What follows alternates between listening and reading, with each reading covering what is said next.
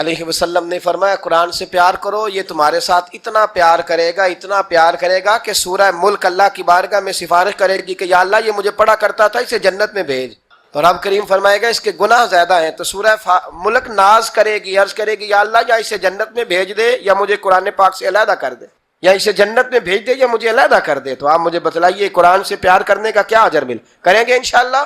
میں مسجد نبوی شریف میں حاضر تھا تو ہمارے ایک عالم بزرگ تھے، تو وہ میرے پاس سے گزر گئے، میں قرآن شریف پڑھ رہا تھا، تو 2-3 دفعہ وہ کہیں میرے پاس سے آئے، تو میں اپنے کام میں مست تھا، میں پڑھتا جا رہا تھا، تو کھڑے ہو گئے، تو ایک لطف بن گیا، کہنے لگے میں 4 دفعہ آیا ہوں، جب بھی آیا ہوں آپ پڑھتے ہی رہتے ہیں۔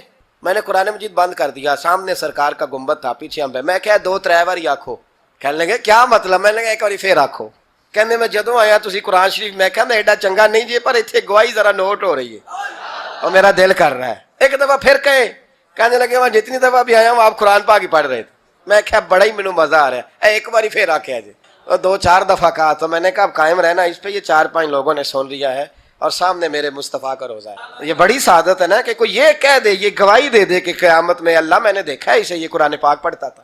یہ بڑا معیار ہے، اس کو معیار بنائے، اس کو سٹیٹس بنائے زندگی، اس میں تھوڑا درجہ بلند کرے۔ میرے بھائی قرآن پاک ایک روح کا رشتہ ہے قرآن پاک کے ساتھ، اس کو ذرا بنائیں، اس کو ذرا سجائیں۔ حضرت امام شافعی کی بات کر رہا تھا تو ایک بات اور یاد آ گئی، فرماتے ہیں میرے علاقے کا ایک نوجوان تھا، عالم فاضل نہیں تھا پر نیک بڑا تھا، میرے ساتھ حج کرنے آ گیا اور مجھے وہاں جا کے پتا چلا وہ بھی آیا ہوا ہے۔ فرماتے ہیں وہ حج میں بڑی کوشش کرتا اس سے ملنے کی، تو کہتا حضور کیا حج میں باتیں کرنی، رب رب نہ کریں، احرام باندھا ہوا ہے بعد میں بات کریں گے۔ فرماتے ہیں موقع ہی نہ دیتا، جوان تھا بڑا پرہیزگار۔ فرماتے ہیں وہ جب بھی دعا کے لیے ہاتھ اٹھاتا تو کہتا یا اللہ مجھے قبر میں بھی نماز کی اور قرآن کی توفیق دے۔ کہاں؟ مولا علی ایک دن آ کے کھڑے ہو گئے، عرض کرنے لگے یا رسول اللہ جنت میں نماز بھی ہوگی کہ نہیں؟ تو حضور نے فرمایا علی نماز کی جگہ تو یہ ہے، وہاں تو اجر ملے گا نماز کا۔ تو عرض کرنے لگے حضور جہاں نماز نہیں نہ ہوتی علی کو مزہ کوئی نہیں آتا دن گزارنے، نماز ملے گی نا وہاں۔ کہاں جی؟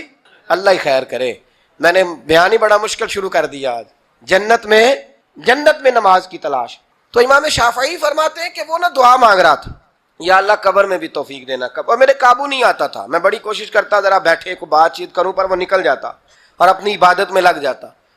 فرمانے لگے ایک دن نا وہ حتیم کے پاس بیٹھ کے قرآن پاک پڑھ رہا تھا، میں 2-3 دفعہ گزرا تو پڑھ ہی رہا تھا، میں نے کہا آج قابو آ گیا ہے، میں اس کے پیچھے بیٹھ گیا اور میرے دل میں خیال تھا کہ جتنا بھی آج پڑھے گا نا میں نے اسے 2-4 باتیں کر کے ہی جانا ہے۔ آپ فرماتے بھی میرے دل میں خیال آیا، اس نے قرآن مجید سمیٹا اور میری طرف دیکھ کے کہنے لگا حضور میں بھی آپ کا انتظار کر رہا تھا، آج میرا بھی دل تھا آپ سے ملنے۔ کہتے میں خوش ہو گیا، لیکن اس نے کمال کر دی، جیب سے چند دینار نکالے اور کہنے لگا حضور آج ظہر کی نماز کے بعد نا میرا انتقال ہو جائے گا، تو یہ نا پیسے رکھ لیں، کفن خرید کے نا تو میرا جنازہ پڑھ کے تو یہاں جنت المعلا میں دفن کر۔ امام صاحب کہتے ہیں میں اگلے لفظ کہنے لگا تھا کہ مجھ پہ سختہ آ گیا، کہنے لگا حضور مہربانی کر دیں کہ آپ میرے علاقے کے ہیں۔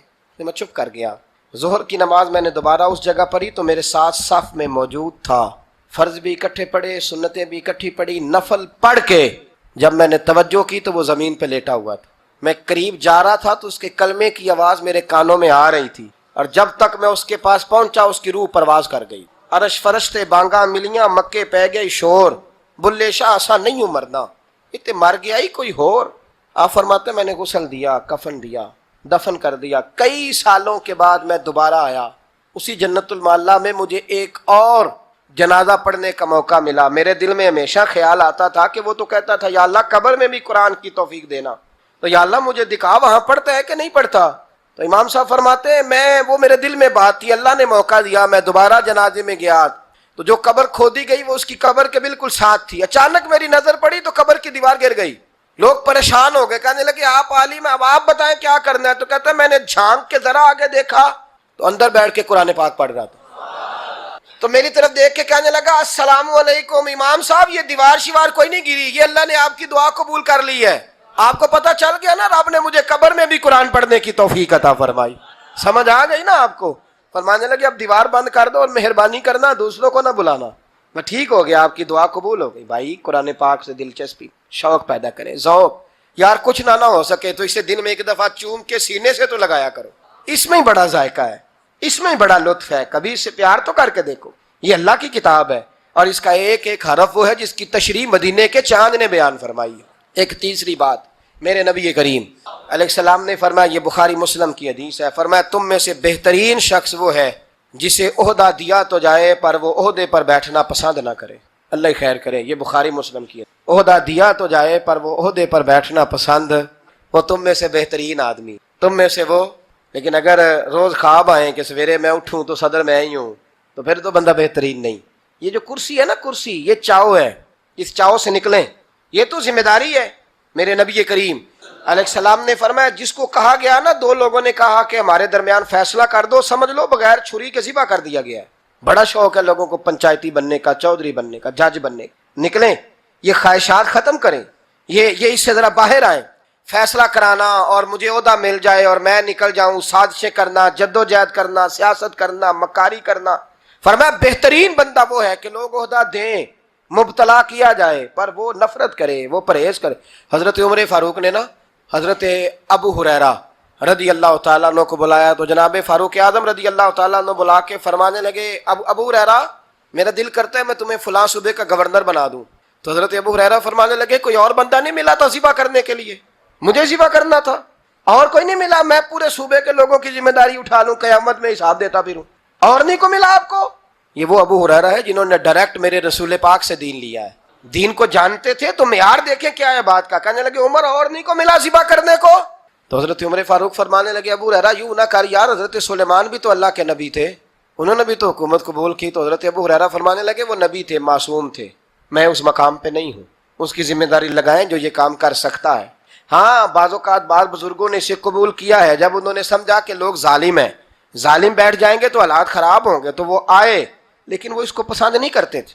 حضرت عمر بن عبدالعزیز سے کسی نے کہا کہ اپنے بیٹے کو اپنے بعد حکمران بنا دے، تو فرمانے لگے جن انگاروں پہ میں بیٹھا رہا ہوں جاتی دفعہ بیٹے کو بٹھا جاؤں تاکہ ساری قوم کا بوجھ اٹھائے، یہاں آپ آفر کریں تو صحیح کسی کو۔ اور انسان جب انسانوں پر بھروسہ کرنے لگتا ہے تو پھر اللہ تعالیٰ اسے بعض اوقات انسانوں کے سپرد کر دیتا ہے، انسانوں کے سپرد۔ اور بہت سارے ایسے لوگ بھی ہوتے ہیں جو رب کریم کو بھولتے ہیں اور وہ اپنی ساری توجہ انسانوں کی طرف، دنیا کی طرف، دنیا داروں کی طرف کر لیتے ہیں۔ تو اللہ تعالیٰ فرماتا ہے پھر میں انہیں یہ سزا دیتا ہوں کہ وہ مجھے بھولنے نکلے تھے تو میں نے انہیں ان کا اپنا آپ بھی بھلا دیا، اپنا آپ بھی۔ سورہ حشر کو دیکھیے گا، فرمایا وَلَا تَكُونُوا كَالَّذِينَ نَسُوا اللَّهَ فَأَنسَاهُمْ أَنفُسَهُمْ۔ ان لوگوں کی طرح نہ ہو جانا جنہوں نے اللہ کو بھلا دیا تو اللہ نے پھر انہیں ان کا اپنا آپ بھی بھلا دیا، انہیں اپنی بھی ہوش نہیں رہی۔ وہ ایسے مسائل میں گھر گئے، وہ ایسی آزمائشوں میں الجھ گئے، وہ ایسی دنیا داری کے اندر الجھے کہ انہیں اپنا بھی پتہ نہ چلا۔ اب تو ڈھونڈتا پھرتا ہوں اے اقبال اپنے ہی آپ کو، اب تو ڈھونڈتا پھرتا ہوں اے اقبال اپنے آپ کو، آپ ہی گویا مسافر، آپ ہی منزل ہوں میں۔ جب انسان خدا فراموش ہوتا ہے تو خود فراموش ہو جاتا ہے۔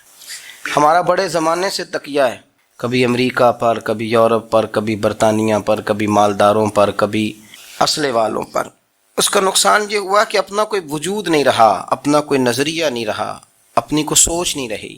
ایسے محسوس ہوتا ہے کہ کوئی منشور نہیں، کوئی دستور نہیں، لگام منہ میں ہے اور اس کا سرا کسی کے ہاتھ میں ہے، وہ جدھر چاہتا ہے ہمیں گھما لیتا ہے۔ اللہ فرماتے ہیں یوں نہ ہو جانا کہ تم رب کو بھلا دو اور پھر تمہیں اپنا آپ بھی بھول جائے۔ اولئک ھم الفاسقون، فرمایا یہ وہ لوگ ہیں جو نافرمان ہیں اللہ کے، یہ نافرمان ہے۔ جب یہ نظریہ بن گیا، جب یہ ذہن بن گیا کہ پیدا اللہ نے کیا ہے، دینا اللہ نے ہے، عطا کرنے والا اللہ ہے، نوازنے والا اللہ ہے، تو پھر ساری توجہ دنیا داروں کی طرف رکھنا، میں اللہ والوں کی طرف توجہ رکھنے کا قائل ہوں، میں وہ سمجھتا ہوں، ہم اس چیز کے قائل ہیں، لیکن وہ بھی کوئی آستانہ ہے کہ جہاں حق مرشد کا نعرہ تو بڑا لگے پر رب کا نام ہی نہ سننے کو ملے۔ یہ بھی کوئی بات ہوئی کہ جہاں یہ تو نعرہ زور سے لگے کہ جیوے جیوے مرشد جیوے، لیکن استغفار کا درس ہی نہ ملے۔ جہاں ہر وقت یہ بتایا جائے کہ یہاں آ گئے تو بچ گئے، کیسے بچیں گے؟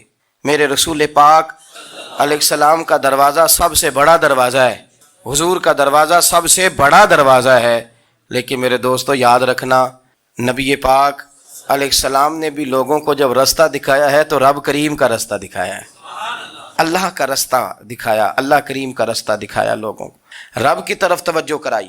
میرے رسول کریم سید عالم صلی اللہ تعالی علیہ وسلم نے لوگوں کی اللہ کی جانب توجہ کرائی اور لوگوں سے یہ کہا کہ وہ اپنے رب کریم کی جانب اپنا ذہن رکھیں، اپنی توجہ اپنے اللہ کی جانب مبذول کریں۔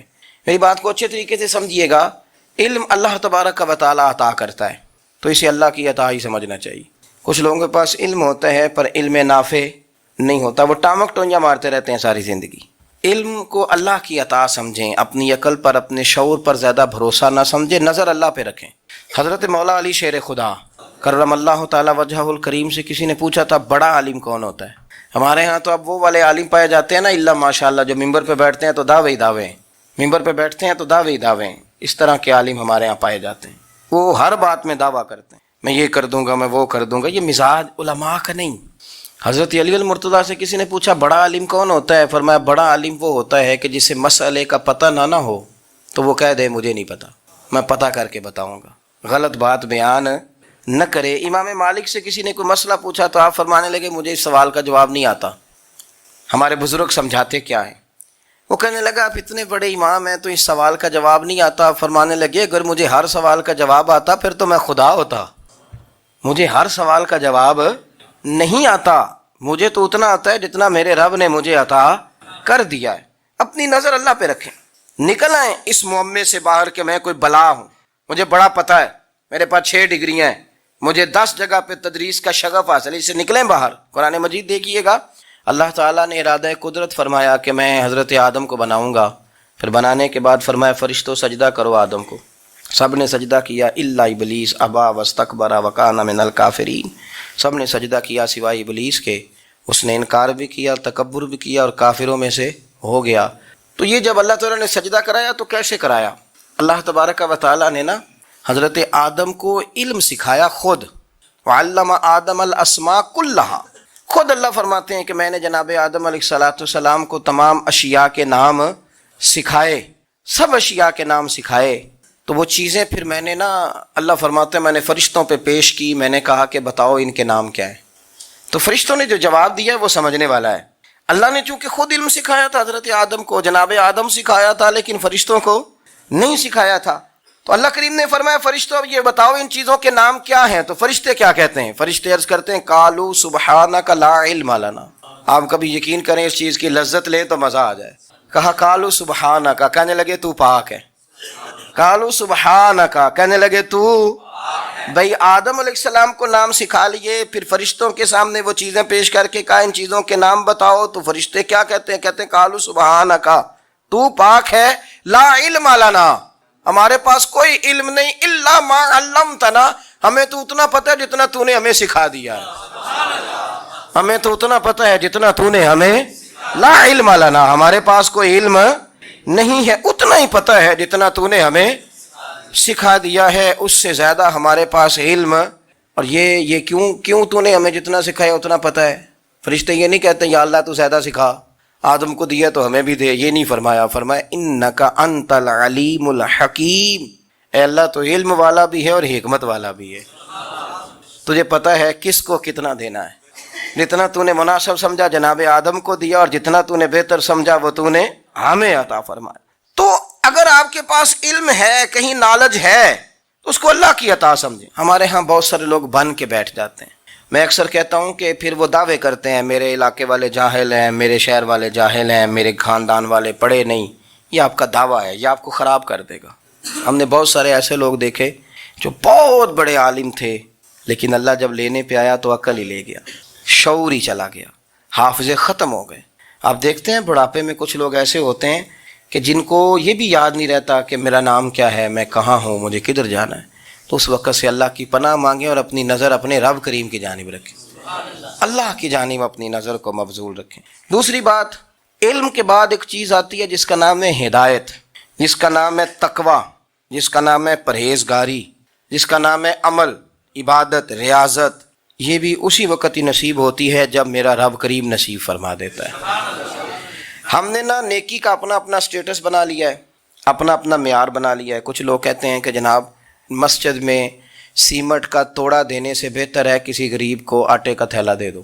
اب اس نے اپنا مزاج بنا لیا نا نیکی کا، اس نے اپنا سٹیٹس بنا لیا ہے۔ میرا یہ سوال ہے کہ نبی پاک صلی اللہ تعالیٰ علیہ وسلم جب مدینہ شریف آئے تھے تو حضور نے سب سے پہلے غریبوں میں آٹا تقسیم کیا تھا کہ سب سے پہلے مسجد بنائی تھی؟ کیا عجیب لوگوں کا رنگ ہے، اپنی مرضی کی ہدایت، اپنی مرضی کا تقویٰ، اپنی مرضی کا معیار۔ مسجد کوئی بڑا چھوٹا خطیب بھی میری طرح کا ہو نا تو وہ مسجد میں بیٹھ کے جب نبی پاک کی بات کرتا ہے تو کہتا ہے میرے رسول پاک غریبوں کا سہارا بن کے آئے. وہ غریبوں کی بات کرتا ہے, مسکینوں کی, لاچاروں کی, کمزوروں کی بات. تو مسجد ہی تو وہ ادارہ ہے جہاں سے غریبوں کی بات ہو رہی. تو اب لوگوں نے غریب کو اور مسجد کو لڑانا شروع کر دیا. اس کو لڑاؤ کہ مسجد میں پیسے دینے سے بہتر ہے آپ غریب کو آٹے کا تھیلا دے دیں. آپ یہ کیوں نہیں کہتے کہ مسجد میں بھی آپ تھوڑا دیں ایک سی مٹکا اور ساتھ غریب کو بھی خدمت کریں؟ یہ کیوں نہیں تقویٰ؟ اپنی اپنی مرضی کا مزاج, اپنی اپنی. کچھ لوگ کہتے ہیں چھوڑو جی, ساری زندگی انسان نماز پڑھتا رہے اور پھر گالیاں بھی دیتا رہے, بندہ داڑھی بھی رکھ لے اور جھوٹ بولنا بھی نہ چھوڑے. تو یہ آپ نے اپنے پاس سے تقوی کا معیار بنایا ہے. گالی دینے کا گناہ ہے اور داڑھی رکھنے کا ثواب ہے. تو اگر آپ داڑھی رکھے ہوئے ہیں اور آپ کوئی غلطی کر رہے ہیں تو اس سے آپ کی داڑھی کا ثواب ختم. اللہ کرے آپ کو سمجھ آئے میری بات کی. آپ کوئی غلطی کر رہے ہیں, داڑھی کا ثواب اس سے ختم. وہ اپنی جگہ پہ قائم ہے چیز. اپنی مرضی کا کیوں تقوی کا معیار بناتے ہیں؟ تقوی کا مزاج اپنی مرضی کا نہ بناؤ. اللہ کی بارگاہ سے دعا مانگو کہ یا اللہ ہمیں ہدایت کا نور عطا فرما. اللہ تو ہمیں رستہ دکھا, تو بتا کہ ہدایت کیا ہے. تو رب فرماتا ہے اللہ ولی الذین آمنوا, اللہ مومنوں کا مددگار ہے. یخرجہم من الظلمات الی النور, وہ انہیں اندھیروں سے نکالتا ہے اور نور کی طرف روشنی عطا فرماتا ہے. اندھیروں سے نور کی طرف اللہ لاتا ہے. اللہ ولی, اللہ مومنوں کا ولی ہے, وہ انہیں اندھیروں سے نور کی طرف نکالتا ہے. ہدایت ہمیشہ اللہ کی طرف سے سمجھے. جب وہ نماز کی توفیق دیتا ہے تو اپنے فضل سے دیتا ہے. جب وہ ذکر کی توفیق دیتا ہے تو اپنے فضل سے. ہم سمجھتے ہیں ہو جی فلانا نہیں پڑھ رہا بڑا بیوقوف ہے, فلانا نہیں پڑھ رہا, تو تم کیا اپنی عقل کے زور پہ پڑھ رہا ہے؟ میں جی اللہ کے فضل سے 2 سپارے پڑھتا ہوں. تو کس پہ احسان کرتے تو 2 سپارے پڑھ کے رویا کر. کہا اگر مالک تو بڑا قریب نہیں, بڑے لوگ ہیں جن کو پورا قرآن حفظ ہے پر انہیں پڑھنے کی توفیق نہیں, تو انہیں فضل کیا اور مجھے توفیق دے دی ہے پڑھنے کی. رویا کر, پڑھ کے رویا کر. راتی ساری کر زاری, او نیند اکھاں تھی توندے تے فجرے اوہی گناہگار کہاون سب تو نیوے ہوندے. مہربانی کریں, ڈریں, نیکی کریں تو پھر ڈریں, پھر احساس پیدا کریں, پھر اپنے اندر وہ کمزوری لائیں کہ توبہ توبہ مجھے تو پتہ ہی نہیں, تو جانتا ہی نہیں. حضرت سیدنا امام اعظم ابو حنیفہ رحمۃ اللہ تعالیٰ علیہ کے ساتھ ایک شخص کہتا میں نے نماز پڑھی تو عشاء کی نماز تھی. یہ جو لوگ بڑے ہوتے ہیں نا, جن کے پیار کرنے والے بڑے ہوتے ہیں, ان کے گرد خوف بھی بڑا ہی ہوتا ہے, انہیں بڑا ڈر لگتا ہے, بڑی بعض اوقات آزمائش ہوتی ہے ان کی. عشاء کی نماز کہتے پڑھی تو امام صاحب نے نا عشاء کی نماز میں تلاوت کی آیتیں فَمَن يَعْمَلْ مِثْقَالَ ذَرَّةٍ خَيْرًا يَرَهُ وَمَن يَعْمَلْ مِثْقَالَ ذَرَّةٍ شَرًّا يَرَهُ. فرمایا جو ذرہ برابر خیر کرے گا وہ بھی قیامت میں دیکھے گا, اور جو ذرہ برابر شر کرے گا وہ بھی قیامت میں اس شر کو دیکھے گا, اس کے سامنے آئے گا. تو وہ شخص کہتا ہے کہ سارے لوگ نماز پڑھ کے چلے گئے تو امام صاحب رحمۃ اللہ علیہ نے اپنی داڑھی پکڑی, رو رہے ہیں. کہتے ہیں وہ ذرہ برابر نیکی کا بدلہ دینے والے, وہ ذرہ برابر شر پہ سزا دینے والے, میری سفید داڑھی کو دیکھ مالک, میرے ذرے ذرے سامنے نہ لانا. لوگ تو میری بڑی قدر کرتے ہیں دنیا, میں تو بڑا پہچانا جاتا ہوں, لوگ تو میری راہوں میں پھول لیے کھڑے ہوتے ہیں, مجھے بڑا نوازتے ہیں. قیامت میں رسوا نہ کر دینا, میرے لیے مشکل ہو جائے گی. وہ کہتے ہیں میں نے امام صاحب کا درد دیکھا, مجھے کوئی کام تھا تو میں چلا گیا. میں نے کہا کہ وہ اس وقت اللہ کے حضور حاضر ہیں تو میں دوبارہ آؤں گا. کہتے ہیں میں تہجد کا وقت آیا تو امام صاحب وہیں بیٹھے تھے اور ان کی داڑیاں آنسوؤں سے بھری ہوئی تھی اور زور سے داڑھی پکڑی ہوئی. کہنے لگے مالک رسوا نہ کر دینا, قیامت میں رسوا نہ کر دینا. یار جو ہدایت یافتہ لوگ تھے وہ تو ڈرے ہوئے تھے, وہ تو سہمے ہوئے تھے, وہ تو کہتے تھے یہ اس کا فضل نہیں, اس نے بلا لیا, یہ اس کا کرم نہیں. حضرت باعزید بستامی کسی کافر کو دیکھتے تو رو پڑتے, کہتے مالک تو کتنا قریب ہے, یہ بے ایمان رہ گیا, تو نے اپنے فضل سے مجھے اپنے نبی کا غلام بنا لیا. وہ رو پڑتے. یہاں تو لوگوں کا دعویٰ ہی بڑا ہے. نمازی اللہ خیر فرمائے وہ تو دوسروں کو گھورتا ہے, وہ کہتا ہے جنت کا میں مالک کو کنجیاں میرے پاس ہیں, میں کسی اور کو گھسنے نہیں دوں گا. اور اگر 2-3 حج کر لے تو پھر تو وہ کہتا ہے کہ اب میرے سے پوچھ کے لوگ جنت میں جائیں گے معاذ اللہ. اور اگر وہ 2 4 5 7 دفعہ کوئی نفل پڑھ لے تو پھر وہ کہتا ہے چھوڑیں جی سارے لوگ بے عمل ہیں, میں اکیلا نیک ہوں. نہ ایسا کریں, اپنی توجہ اپنے رب پہ رکھیں, اپنی توجہ اپنے معین الملت والدین عطائے رسول ہند الولی غریب نواز خواجہ معین الدین چشتی, حضرت خواجہ اجمیر, شاہ اجمیر والی ہندوستان. آخری عمر میں نا سارا دن روتے گزر جاتا, ساری رات روتے گزر جاتے, ذرا سی کوئی بات کرتا تو رو پڑتے, آنکھیں آنسوؤں سے بھری رہتی. کئی دفعہ اپنے بھی پریشان ہو جاتے ہیں نا کہ یار تو ایک بات کی جان ہی نہیں چھوڑ رہا. تو خواجہ قطب الدین صاحب بختیار کاکی سے لوگوں نے کہا کہ آپ مرشد سے بات کریں, اتنا بھی تو نہیں نہ رونا چاہیے, ہر وقت اس کے آنسو کی کریے. عاشق دا کام ہی رونا تونا, تے بنا رویو نہیں منظوری. یہ عاشق سدا ہی روندا رہندا ہے, پاویں وصل ہوئے تے پاویں دوری.